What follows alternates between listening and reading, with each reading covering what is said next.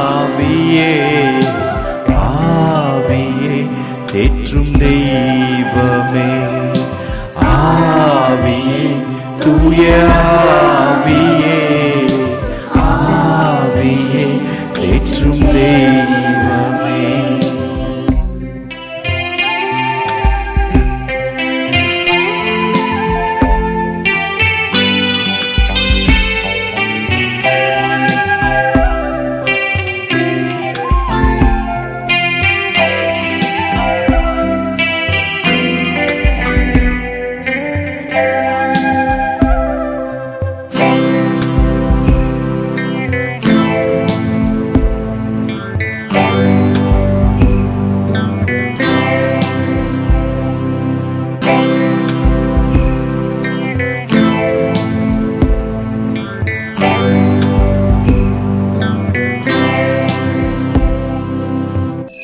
என் வாழ்க்கையை உங்க கையினில் அர்ப்பணிக்கின்றேன், நீங்க நடத்திடுங்க.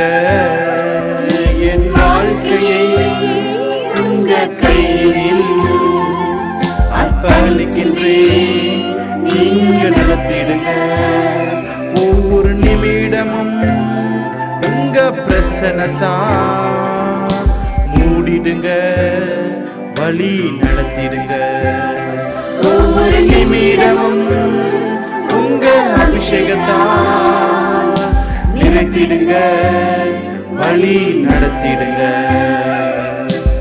ஆவியே தூய ஆவியே ஆவியே தேற்றும் தெய்வமே.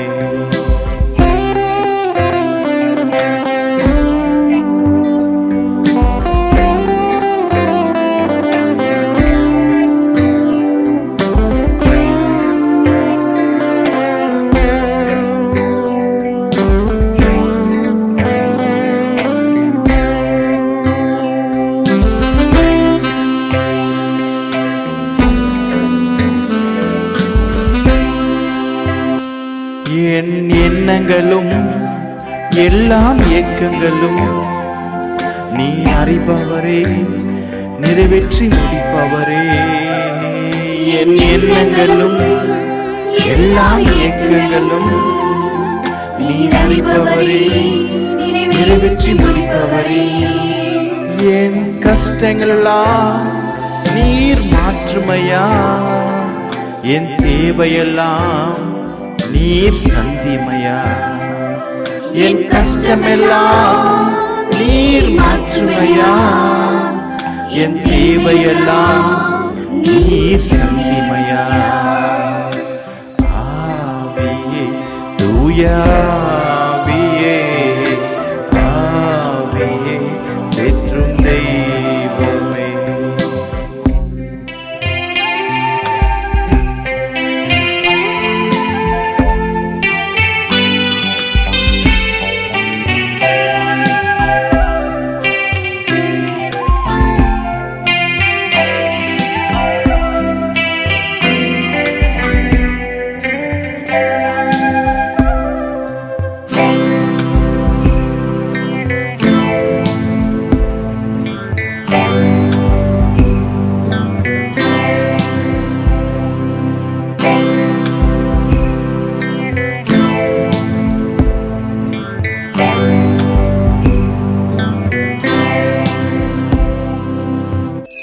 எல்லாவற்றிலும் நீர் மேலானவர், எல்லா துதிகளுக்கும் நீர் பாத்திரரே.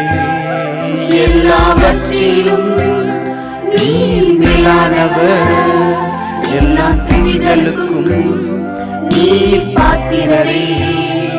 என் ஆராதனை என்றும் உமக்கு மற்றும் என் வாழ்நாளெல்லாம் உமக்கு சேவை செய்வேன். என் ஆராதனை என்றும் உமக்கு மற்றும் என் வாழ்நாளெல்லாம் உமக்கு சேவை செய்வேன். ஆவியே, தூய ஆவியே, ஆவியே தேற்றும் தெய்வமே. ஆவியே, தூய ஆவியே, ஆவியே தேற்றும் தெய்வமே.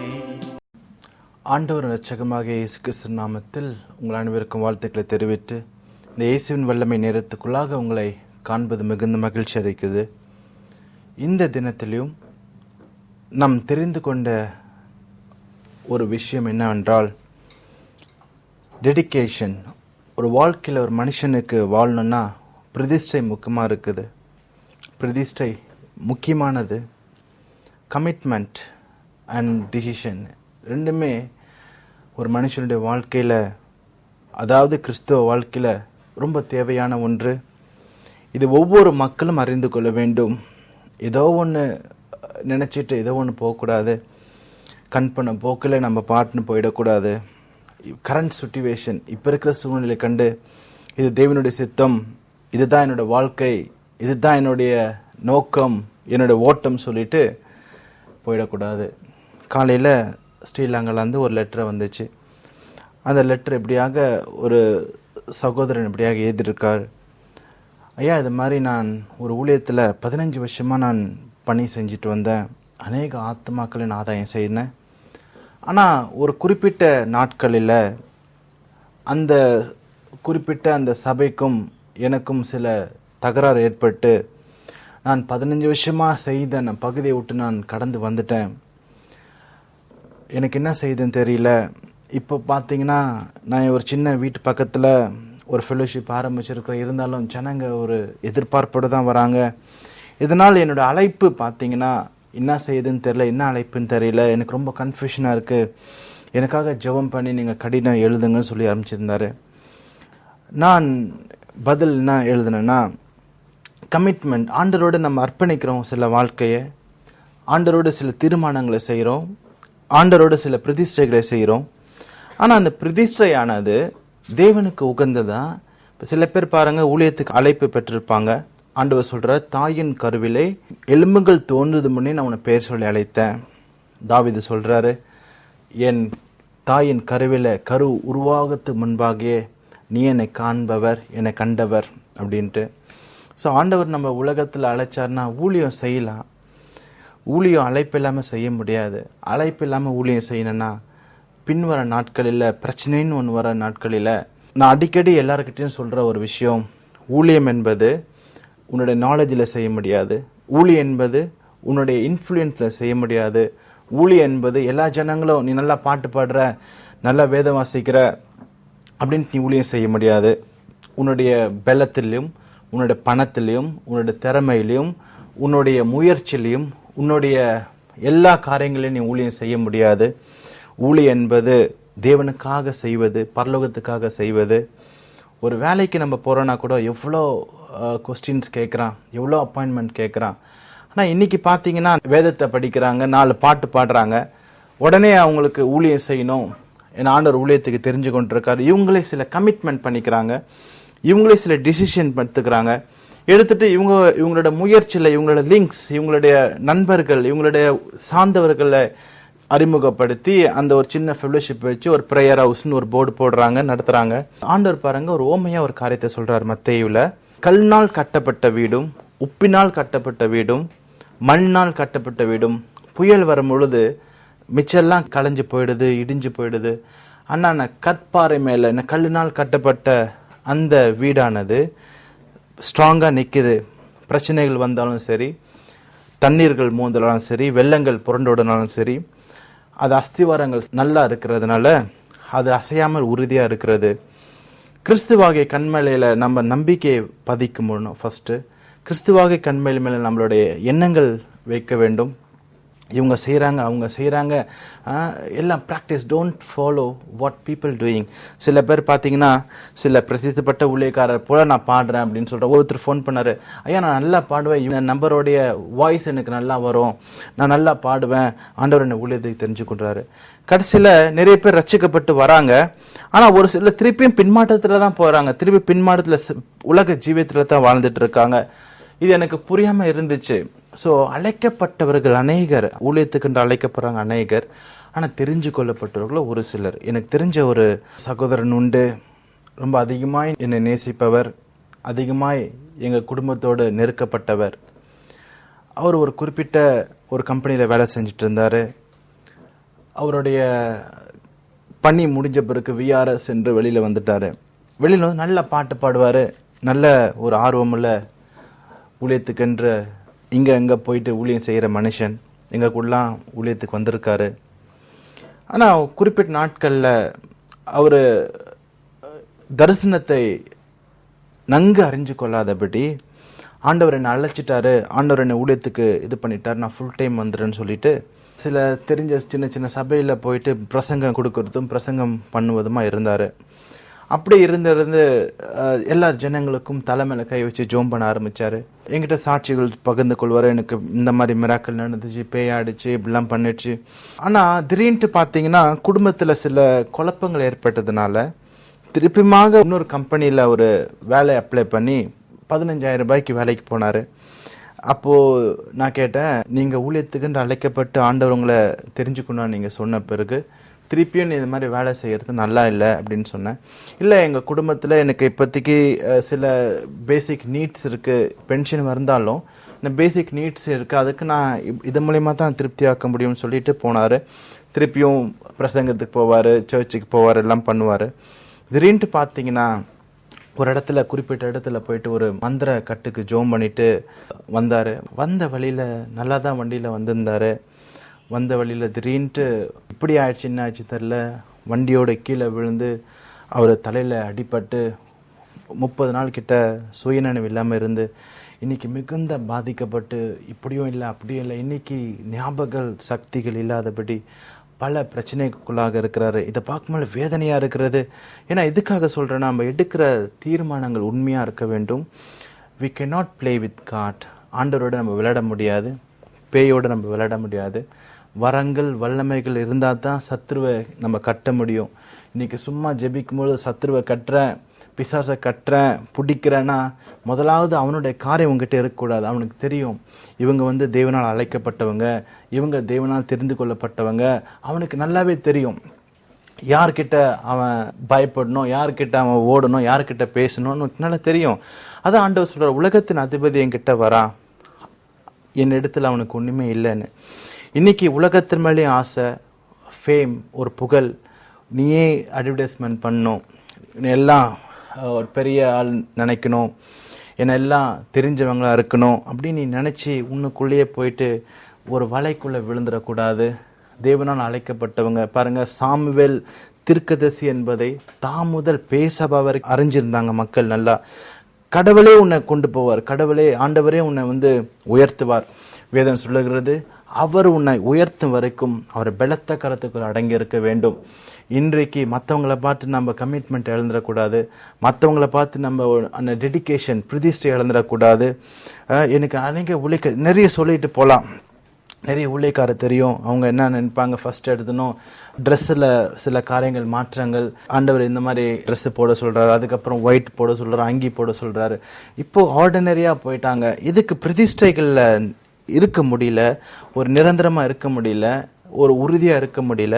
அப்படி தேவனுடைய சமூகத்தில் தேவனுடைய காரியங்கள் எப்படி இருக்க முடியும்? அதுதான் என்னோட கொஸ்டின். ஏன்னா எடுக்கிற டிட்டர்மினேஷன், ஒரு உறுதியான வாழ்க்கை தேவன் நமக்கு வைத்திருக்கிறார். ஒரு உறுதியான காரியங்கள் நம்ம அதிகமாய் செய்ய வேண்டும். உறுதியாய் நம்ம அவரை பற்றி கொள்ள வேண்டும். உண்மை நம்பி அவருடைய பாதத்தை உறுதியாய் பற்றி கொண்ட மனுஷர்கள் தான் பாக்கியவான்கள். அதைத்தான் ஒரு டிசிஷன் வேணும்.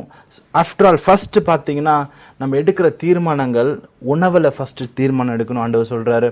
அதைத்தான் தானியேல் நீங்க வாசிச்சு பார்த்தீங்கன்னா 1ஆவது அதிகாரம் 8வது வசனம். அவன் வந்து ஒரு டிசிஷன் எடுக்கிறான், அவன் தீர்மானம் எடுக்கிறான். என்னன்னு பார்த்தீங்கன்னா, இந்த மாதிரி நான் வந்து இந்த ராஜாக்கள் சாப்பிட்ற சாப்பாட்டில் நான் தீட்டுப்படுத்திக்க மாட்டேன். உங்களுக்கு தெரியும் ராஜா சாப்பாடு எவ்வளோ உச்சிதமாக இருக்கும், எவ்வளோ கொழுமையாக இருக்கும். ஆனால் இவன் பார்த்தீங்கன்னா ராஜா சாப்பாடு வேண்டாம், எனக்கு வந்து மரக்கறி போதும், பருப்பு சாப்பாடு போதும், இப்படி தான் நினச்சிட்டு இப்போ ஃபர்ஸ்ட் நான் ஃபுட்டில் தீர்மானம் எடுக்கிறான். இன்னைக்கும் பிசாசு நம்மளை வஞ்சிப்பது உணவில் தான், அறிஞ்சு கொள்ளுங்க. அநேகர் தர்க்கம் பண்ணுறாங்க, ஆண்டவர் எல்லாமே சாப்பிட சொன்னார், இதை சாப்பிட்லாம் அதை சாப்பிட்லான்னு சொல்லிட்டு. ஆனால் நம்ம சாப்பிட்ற சாப்பாடில் வாட் யூ இன்டேக், நீ சாப்பிட்ற சாப்பாடில் தீட்டுப்படுத்த போகக்கூடாது. அடுத்துதான் சவுல் வாழ்ந்த காலத்தில் அவன் குறி சொல்கிற பொம்பளை கிட்ட போயிட்டு அவன் சாப்பிட்றான். சாப்பிட்டுட்டு அவன் அந்த குறி சொல்கிற பொம்பளை வந்து சாமுவேலை எழுப்பி சில காரியங்கள் கேட்கறதுக்காக போகும்பொழுது அந்த புறஜாதி வீட்டில் தேவனுக்கு விரோதமாக அஞ்சின பார்க்குற அந்த வீட்டில் போயிட்டு இவன் சாப்பிட்டுட்ட மாத்திரத்தில் சாமுவேல் சொல்கிறார், நாளைக்கு நீயும் உன் குமாரனும் என் கூட இருப்பான். மறுநாளே சாகு வந்துடுச்சு. பாருங்க, யூதாஸுக்கும் துணிக்க வழியாக தான் பிசாசு வாய் வழியாக தான் போனான். இன்னைக்கும் நம்ம உணவு சாப்பிட்ற உணவில் தான் பிசாசு நம்மளுக்கு சில தீமையை வச்சிருக்கிறான், சில டிசீஸ் கொண்டு வரான். பாருங்க, சில சாப்பிட்ற சாப்பாட்டில் நிறைய ஃபேட்ஸ் சாப்பிட்டு சில அந்த ஃபேட்ஸ்லாம் வயிற்றுல போய் வேற மாதிரி ஆகிடுது, கட்டியாக மாறிடுது, கேன்சராக மாறிடுது. ஒரு ஆர்டிக்கல் நான் படித்தேன், இது மாதிரி கொழுப்பு சக்தி நிறைய சாப்பிட்டா அது கேன்சரை கொண்டு வரும்னு சொல்லிட்டு. இன்றைக்கும் நம்ம எல்லாம் சாப்பிட்ற சாப்பாடு ரொம்ப கேர்ஃபுல்லாக இருக்க வேணும். அதுதான் அவன் ரொம்ப நினச்சான், நான் வந்து ராஜா சாப்பிட்ற சாப்பாடில் தீட்டுப்படுத்த மாட்டேன், நான் உறுதியாக இருப்பேன். பார்த்தீங்கன்னா அதுக்கப்புறம் தானியேலுடைய முகம் தேவ சாயலாக இருந்துச்சு, பிரகாசமாக இருந்துச்சு. இன்னைக்கு உன் முகம் பிரகாசம் அடையணும்னா நீ முதல்ல சாப்பிட்ற சாப்பாடில் உண்மையாக இருக்கணும், தேவ சமூகத்தில் காத்துரு. மோசஸனுடைய முகத்தை வந்து ஜனங்க பார்க்க முடியல, ஏன்னா அவ்வளோ பிரகாசமாக இருந்துச்சு. அவன் தேவ சமூகத்தில் காத்திருக்கிறான். நீ நினைக்கலாம், நீ தேவ சமூகத்தில் எவ்வளோ மணி நேரம் காத்திருக்கிறியோ அந்த பிரகாசமானது உன் முகத்தில் வீச ஆரம்பிக்கும். நீ எதுவும் செய்ய வேண்டாம், எந்த ட்ரீட்மெண்ட் எடுக்க வேண்டாம், எந்த காரியங்களை பண்ண வேண்டாம். நீ தேவ சமூகத்தில் காத்திருக்கும்போது உன்னுடைய முகங்கள், அவரை கண்ட முகங்கள் பிரகாசம் அடைஞ்சது. அதை ஜனங்க அறிஞ்சு கொள்வாங்க, பிசாசு அறிஞ்சு கொள்வாங்க. ஸோ இது நன்கு அறிஞ்சுக்கொண்ட தானியேல் அவன் சாப்பாடில் ரொம்ப கேர்ஃபுல்லாக இருக்கிறான், ஒரு தீர்மானம் எடுக்கிறான். ஆஃப்டர் சாப்பாடு தொண்டை வரைக்கும் தான் டேஸ்ட் எல்லாம், அதுக்கப்புறம் போனால் வேஸ்ட்டு. அந்த இதில் வந்து அவன் ரொம்ப கேர்ஃபுல்லாக இருந்ததுனால அவனுக்கு தேவனுடைய ஞானங்கள் வேலை செஞ்சுது. தேவனுடைய விஸ்டம் பார்த்தீங்கன்னா அவனோட கிரேட் கவுன்சில் அந்த தேசத்தில் அவன் ஒரு அஃபிஷியலில் கொண்டு வந்து ஆண்டவர் வச்சார். அவன் ஒரு பர்டிகுலர் விஐபி சேரில் கொண்டு வந்து வச்சார்.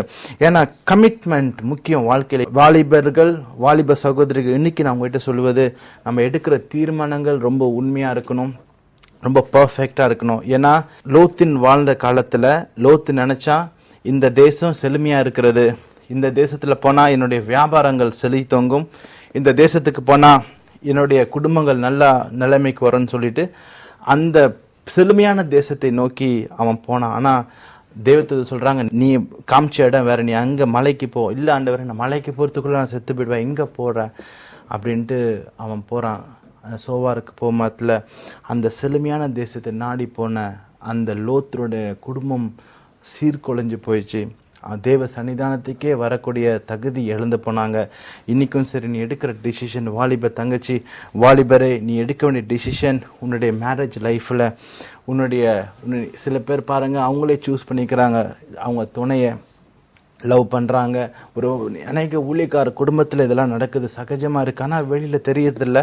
ஆனால் நீ எடுக்கிற முயற்சிகள் நீ ஊழியத்தை பாதிக்கக்கூடாது. முதலாவது தேவத்தை நாமத்தை தூஷிக்கக்கூடாது. நீ கமிட்மெண்ட் எடுக்கிறனா, யாருக்குன்னா கமிட் ஆகிறனா, you should be very careful. நீ வந்து உன்னோட சூழ்நிலை கண்டு, ப்ரெசண்ட்டை கண்டு, நல்லா அழகாக பாடுறாரு, அழகாக பேசுகிறாரு, அழகாக நல்ல இனிமையான தொண்டை அப்படின்னு சொல்லிட்டு நீ அதிலெல்லாம் நீ கண்ணில் பார்க்குற காரியத்தில் நீ அட்ராக்ட் ஆனினா, ஆனால் உனக்குள்ளே ஒரு பெரிய வலை இருக்குதுன்னு நினச்சிக்கோ. அதனால் டிசிஷனில் ரொம்ப கேர்ஃபுல்லாக இருக்கணும். எதுவுமே சூஸ் பண்ணிக்காதீங்க. ஆண்டவர் சமூகத்தில் அதிக நேரம் காத்திருங்க. ஒரு காரியத்தை செய்யறதுக்கு முன்பாக ஆண்டவர் சமூகத்தில் காத்திருங்க. ரொம்ப பொறுமையாக இருங்க. ஏன்னா ஹேஸ்டி மேக்ஸ் வேக்ஸ் ஒரு பழமொழி சொல்லுது. அதிகமாக துரிதமாக செய்கிறதெல்லாம் வேஸ்ட் ஆகிடும். நீ எல்லாம் சீக்கிரம் ஆகணும், சீக்கிரம் பண்ணணும்னு சொல்லிட்டு நீ சீக்கிரமாக போகிறதுல இன்னைக்கு அதில் ஆபத்து இருக்குது. அதுதான் லோத்து பாருங்கள், எல்லாமே இழந்துட்டான். லோத்துவோட ப்ராப்பர்ட்டிஸ், லோத்துக்கு உண்டான கால்நடைகள், ஆபிரகாமுக்கு உண்டான கால்நடைகள் அந்த பூமி தாங்காத அளவுக்கு இருந்துச்சு. மேஸாக இருந்துச்சு, ரொம்ப அன்கவுண்டபிள். நிறைய ஆடுகள், மாடுகள், வேளாட்கள். ஆனால் ஒரு செகண்டில் அவன் எடுக்கிற அந்த தீர்மானம், அவன் முடிவில் எல்லாமே இழந்து போனான். வேற அரசர்களை அது எல்லாமே கேப்சர் பண்ணிட்டு போயிட்டாங்க. இன்னைக்கும் நீ எடுக்கிற முடிவில் தான் எல்லாமே உண்டு. அதனால தேவ சமூகத்தில் காத்திருங்க, அவசரப்படுவானா. இன்னைக்கு தாவீது பாருங்க, ஒரு 5 ஸ்டோனை சூஸ் பண்றான். அவன் ஒரு தீர்மானம் எடுக்கிறான். டிட்டர்மினேஷன், உறுதி, கமிட்மெண்ட், ஒரு டெடிகேஷன். அவன் நீங்க 1 சாமுவேல் 17வது அதிகாரம் 40வது வசனத்தை வாசிச்சு பார்த்தீங்கன்னா, அந்த தாவீது 5 கூழாங்கல்லை சூஸ் பண்றாரு. அவர் பாருங்க, அந்த 6 வருமா போயிட்டு அழகா ஆவின்னு எழுதியிருக்காரு. ஏதோ கீழே கடைஞ்ச கல்லெல்லாம் எடுக்கல. அவன் சூசிங் பாருங்க, நாத்தோரமா போயிட்டு ஸ்மூத் ஸ்டோன் தான் போட்டிருக்கு. கூழாங்கல் ஆங்கிலத்துல ஸ்மூத் ஸ்டோன். அந்த 5 கல்லை எடுக்கிறாரு பாருங்க. அவனுக்கு டிட்டர்மினேஷன், உறுதி கரெக்டா இருந்துச்சு. அவன் டெடிகேஷன், என்னை அழைத்த தேவன் உண்மையுள்ளவர், என்னோட இருக்கிறாரு. இந்த ஸ்லைன், இந்த கல், இந்த உண்டிக்கோல் எடுத்து அவனை அடிச்சா அவன் விழுவான ஒரு டிட்டர்மினேஷன் இருந்துச்சு. அதுக்குனால 5 கல் எடுக்கிறான். ஆனா கீழே நீங்க வாசிச்சு பார்த்தீங்கன்னா, சவுல் சில ட்ரெஸ்ஸஸ்லாம் கொடுக்குறாரு. அவனுக்கு அந்த அங்கியை போடுறாரு, சில ஹார்மெண்ட்ஸ்லாம் கொடுக்குறாரு. நீங்க வாசிச்சு பார்த்தீங்கன்னா 17, 38, 39 அந்த ட்ரெஸ் எதுவுமே அவருக்கு சூட் ஆகலை. ஆடு மேய்த்து கொண்டிருக்க அந்த சிறு பையனுக்கு அந்த இது சூட் ஆகலை. ஸோ அதனால கோலியாத்தை நோக்கி போறாரு. ஆனால் கோலியாத்து எல்லாமே அணிஞ்சவனா இருக்கிறான். Is a perfect Harmer. அவனுடைய ஈட்டி பார்த்தீங்கன்னா 7 அடி, பயங்கரமான வெயிட். அவன் ஒரு துஷ்டன், அவன் ஒரு ஜெயிண்ட். அவனை மிஞ்சி இதுமே இல்லை. அவன் அவ்வளோ அசுர சக்தி படைத்தவன். ஆனால் இவன் போனதோ ஒரு 5 கல் எடுத்துக்கிட்டு போறான். ஒரு டிட்டர்மினேஷன். அவன் கோலியாத்து நினைச்சா என்ன வேணா செய்யலாம் தாவீது. ஆனால் தாவீது பயப்படாம அவன் எடுத்த முடிவில், ஒரு டெடிகேஷன் இல்லை, அவன் போறான். அவன் சொல்ற ஒரு காரியம், நீ ஈட்டியோட வர, வில்லோட வர, ஆயுதத்தோட வர, நான் கர்த்தருடைய நாமத்து நிமித்தம் வரேன். இதுதான் அந்த டிட்டர்மினேஷன், அந்த ஒரு உறுதி இருக்க வேண்டும் பாருங்க. அப்ப எதுக்கு 5 கல் எடுக்க வேண்டும்? ஒரு கல் தான் யூஸ் பண்றான். ஒரு கல்லிலே அவன் செத்துடுறான். ஒரு கல்லை அடிச்சோன்னு அவன் கீழே விழுறான், தலை குப்புற விழுறான். எந்த தேவனை தூஷித்தானோ, எந்த தேவனை அவன் மோசமான வார்த்தைகளை பேசுறானோ, அந்த தெய்வத்தின் சக்தியானதான கூழாங்கல்ல பாய்ந்து போய் அவனை அடிச்சு அந்த மட்டில் கீழே விழுறான். தாவீதுக்கு நல்லா தெரியும். அவனுக்கு வேணா அவன் எக்ஸ்பிளைன் பண்றான் பாருங்க. ஒரு காலத்துல நான் ஆடு மேய்த்துட்டு இருக்கும்போது கரடி வந்துச்சு. ஆனா கரடியை நான் ஆட்டுக்கிட்ட நான் காப்பாத்தினேன். சிங்கம் வந்துச்சு, சிங்கத்தையும் நான் அதை அழித்து போட்டு என்னுடைய ஆட்டுக்குட்டியை நான் காப்பாத்தினேன். அப்போ தேவனை தூஷிக்கிற இந்த துஷ்டன் நான் எப்படியாவது சாகடிக்க வேணும்னு சொல்லி அவன் மனசுக்குள்ள ஒரு தீர்மானம், ஒரு வைராக்கியம், ஒரு பிரதிஷ்டை பண்ணான். இவன் இனிமேல் பேசக்கூடாது. 40 நாள் அவன் தூஷிட்டு இருந்தான். இவன் டெய்லியும் பாப்பான். எவ்வளோ பேர் பார்த்துட்டு பார்க்காத மாதிரி என்ன ஏன் பண்ணுறது, அவன் இப்படி தான் பேசிட்டுறான், நம்மளுக்கு என்ன ஆண்டவருக்கு தான் காது இருந்தால் அவனை கேட்டு அடிக்கிட்டோன்ட்டான். என்னும் தானம் போல அவன். இன்னைக்கு அன்னைக்கு சென்னைங்கிற எவ்வளோ பேர் எவ்வளோ கிறிஸ்தவர்களை பேசிட்டு இருக்காங்க, ஊழியக்காரர்களை பேசுறாங்க. நமக்கு ஏன் நம்ம ஊழியக்காரர் தானே பேசுறாங்க, ஆண்டவர் பார்த்துப்பான்னு போறாருங்க. ஆனால் தாவீதுக்கான இறுதியில் அவன் எடுக்கிற அந்த தீர்மானத்தில் ஒரே கல்ல அடிக்கிறான். அவனுக்கு தெரியும் ஒரு கல்லை நான் சாவடிப்பேன்னு. ஆனா இருந்தாலும் பாத்தீங்கன்னா இதுக்காக 5 கல் எடுக்கணும்னா நான் கொஞ்சம் யோசிச்சு பார்த்தேன். 2 சாமுவேல் 21வது அதிகாரம் 19 22 வசனம் கொண்டு நீங்க வாசிச்சு பார்த்தீங்கன்னா, இந்த கோலியாத்துக்கு 4 சகோதரர்கள் உண்டு. இந்த வசனத்துல பாத்தீங்கன்னா 4 சகோதரர்கள் இந்த கோலியாத்தை சேர்ந்தவங்க. அவர்களும் சக்திவான்கள். Is a very powerful mans. இவன் கூட இருக்கிறாங்க. இவன் பாருங்க எவ்வளவு பிரிகாஷனா போறான், வெறும் ஒரு உறுதியா போறான். இந்த ஒரு கல்லு ஒவ்வொரு ஆளுக்கு தான். நான் 5 கல் எதுக்கு எடுக்கிறான்னா, இந்த கோலியாத்து கூட பிறந்தவங்க 4 பேர் இருக்கிறாங்க. ஸோ அவனுங்களும் வருவாங்க, அவனுங்களையும் நம்ம அழிக்கணும்னு சொல்லிட்டு அவன் தீர்மானத்தோட ஒரு பிரதிஷ்டையோட போறான். ஆனா பாருங்க ஒரே கல்லில் அவனை அடிச்சுட்டான். மிச்சம் 4 கல்ல சேவ் வச்சிருக்க. எதுக்காகனா கண்டிப்பா அந்த பிரதர்ஸ் வருவாங்க, அவன் சகோதரர்கள் வருவாங்க, அவனையும் நம்ம அழிக்க வேண்டும் சொல்லிட்டு அவன் எடுக்கிற டிசிஷன் ரொம்ப உறுதியா இருந்துச்சு. அதனாலதான் அவனை ராஜபாரத்துல கொண்டு வந்துச்சு. இன்னைக்கும் நீ எடுக்கிற முயற்சிகள், ஊழியத்துல அவசரப்படவானா, நான் இப்பதான் தொடங்கினா எனக்கு ஒண்ணுமே இல்லை, நான் என்ன செய்வதுன்னு தெரியல, எந்த உதவியும் இல்லை, நீ யாரோட உதவியை நாடி போக வேண்டாம், எந்த ஃபாரின் ஹெய்டும் நாடி போக வேண்டாம். நீ முட்டி போட்டு அமர்ந்த இடத்துல எல்லா உலகம் உன்னை தேடி வரும். ஆண்டவர் எனக்கு சொல்லி கொடுத்தது தான், நீ முட்டி போட்டு ஜெபம் பண்ணு, எல்லா தேசங்களும் எல்லா நாடு பாஷைக்காரர்களும் உன்னை தேடி வருவாங்க. இன்னைக்கு நீ யாரோடைய நன்மைகள் தேடி போக வேண்டாம். அதுதான் நீ எடுக்கிற பிரதிஷ்டை ரொம்ப கேர்ஃபுல்லாக இருக்குது. சில பேர் அநேக பேர் என்னை பார்த்துட்டு கூப்பிடுறாங்க, ஐயா இப்படி இருக்குது, ஏழை சபை குடிசை சபை, நான் என்ன செய்வதுன்னு தெரியல, ஆண்டவரை நம்பியிருக்கேன். ஆண்டவர் நான் ஒரே வார்த்தை சொல்லுது, கர்த்தரை தேடுறவருக்கு ஒரு நன்மையும் குறைப்படாது. ஆண்டவருக்கு தெரியும் நாளைக்கு இன்னத்தை கொடுப்போம், இன்னத்தை உடுத்துவோம், இன்னத்தை உண்மைன்னு சொல்லி கவலைப்படாத, நாளை தினத்தை குட்டி கவலைப்படாத, நாதனேஸ் எல்லாமே உனக்கு பார்த்துப்பார். இன்னைக்கு ஒருவேளை சூழ்நிலை சரியில்லாமல் இருக்கலாம், பிரச்சனைகள் நிறைந்த அக்கம் பக்கம் எல்லாம் உன்னை க்ரஷ் பண்ணி உன்னை ரொம்ப பொறாமையோடு பார்த்து கொண்டு இருக்கலாம். ஆனால் இன்னைக்கு தேவன் சொல்கிற ஒரு காரியம், நான் உன்னோடு இருந்து உனக்கு விரோதமாய் உருவாக்கப்படும் எந்த ஆயுதமும் வாய்க்காமை போகும். இந்த காலை வெளியில் தேவன் சொல்றது தீர்மானங்கள், பரிசுத்த வாழ்க்கையில் நல்ல தீர்மானம் வருங்க.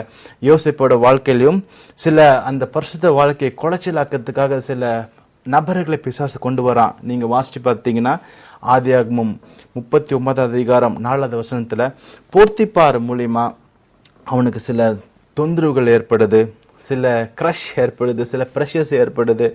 ஆனால் அவன் எடுக்கிற கமிட்மெண்ட், நான் தேவனோட கமிட்மெண்ட் பண்ணிட்டேன், என் தேவனோட பரிசுத்தத்தில் கமிட்மெண்ட் பண்ணிட்டேன், என்ன நடந்தாலும் சரி நான் இப்படிப்பட்ட காரியங்களில் ஈடுபட மாட்டேன்னு சொல்லி அவன் சொன்னது, என் தேவனுக்கு முன்பாக நான் எப்படி பாவம் செய்வேன், வெரி டிட்டர்மினேஷன் அவன் சொல்கிறான்.